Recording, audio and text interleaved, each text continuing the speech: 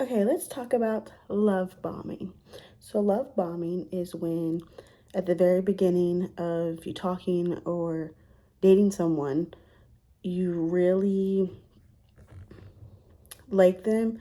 So, you go really, really hard for your showing like affection and love towards that person to the point where it's kind of like extreme. Um, and I think the first thing you need to do to avoid doing this is to one, figure out if you're actually in a place where you can commit to a relationship.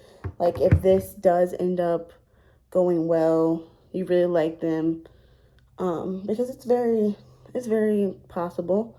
Like no matter if you're trying not to find something or um, you're not in a place to be committing to something, there's still a chance that you could meet someone and have a connection that you really like.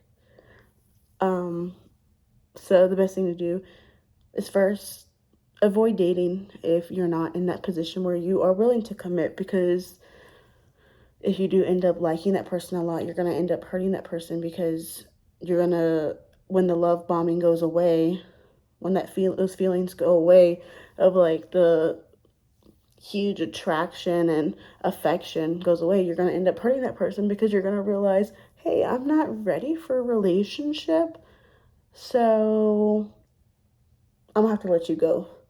And then you leave the other person being like very confused, because they're like, you was doing all this stuff for me.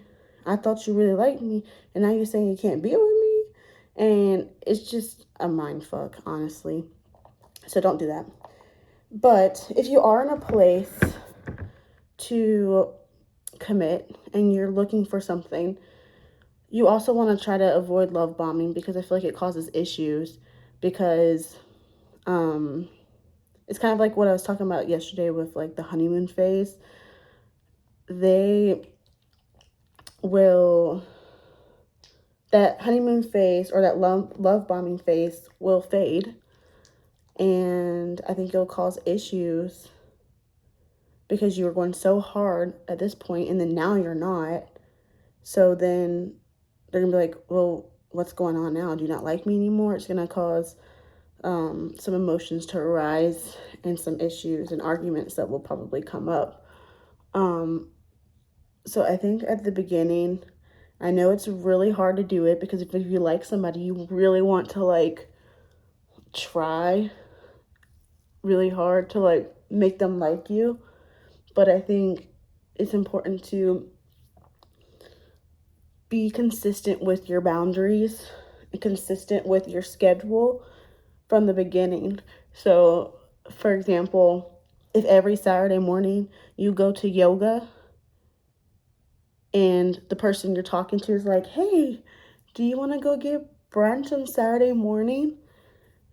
Say no. Say, I do yoga every Saturday morning. It's really important to me.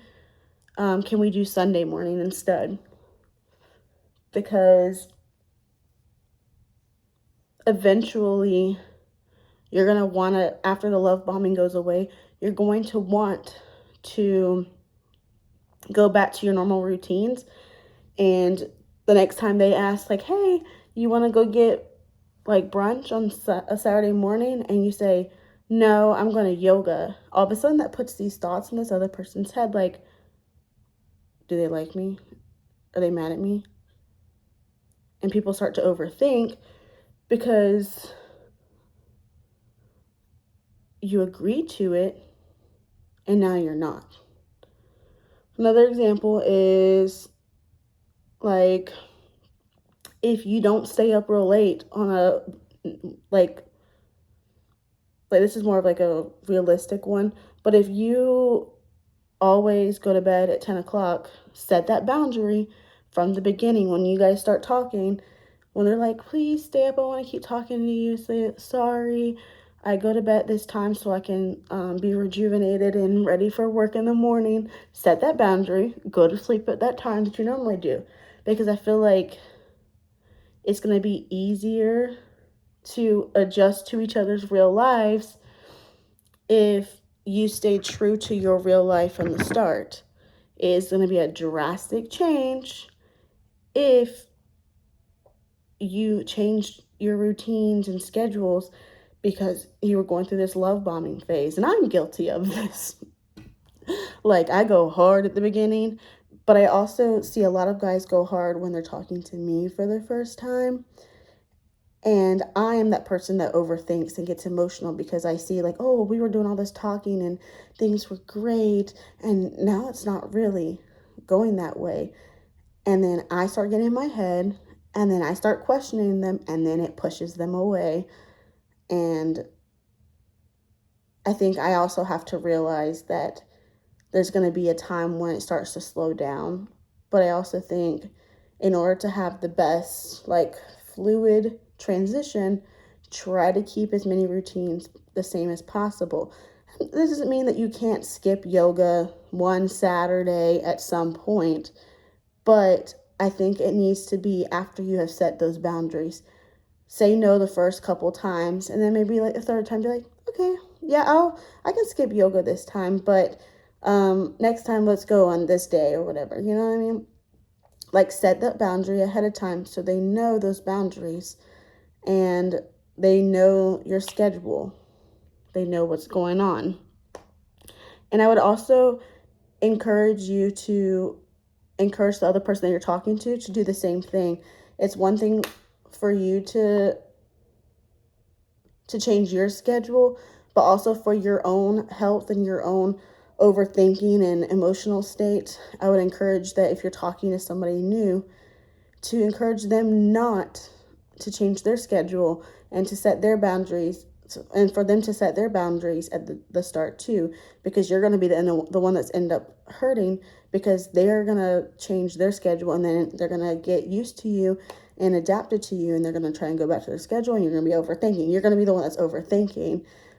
So if someone always goes and plays soccer on Monday night, then and they say, hey, I think I'm going to skip, let's go out to eat or something like that, then say, no, I want you to go to your soccer practice, game, whatever. Because I think it's important, that's something important to you, so I think you should do what you find important. And then maybe you could say, hey, can I come to your game? Or let's go out to eat after the game or before the game. But you don't have to skip your game.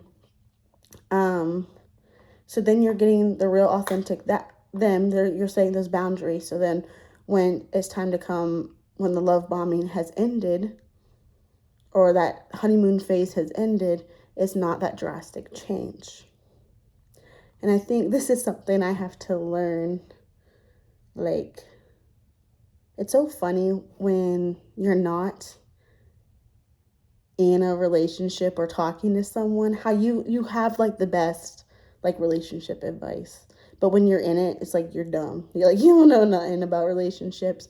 You're always having to ask other people for help, and you can't think of the stuff yourself. But then when you have nothing going for you, you're like, oh, I can think clearly, because I think when you're not clouded by that thing you got going on, and you're not being in denial. I feel like a lot of times we get in denial when we're talking to someone, when we hear these things. Like when I'm like talking to someone or in a relationship with someone, and I see a TikTok that's actually telling me like, this person is not good for you, blah blah blah blah blah, and I keep scrolling. I'm like, no, don't tell me they're bad for me. You can't be telling me that.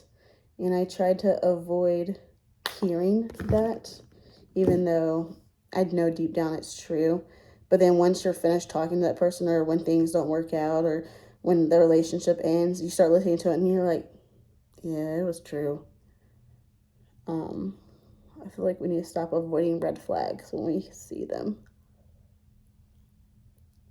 And like, just take things for face value. Don't think about, I'm like getting off topic. This is not what this video is about. But anyways, love bombing. Avoid it. Avoid being the person that loves bombing. That love bombs. God, I can't talk. And then also avoid somebody love bombing you. Because you're going to be the one that's hurt when they do it to you and it slows down. Or they realize they were not ready for a relationship.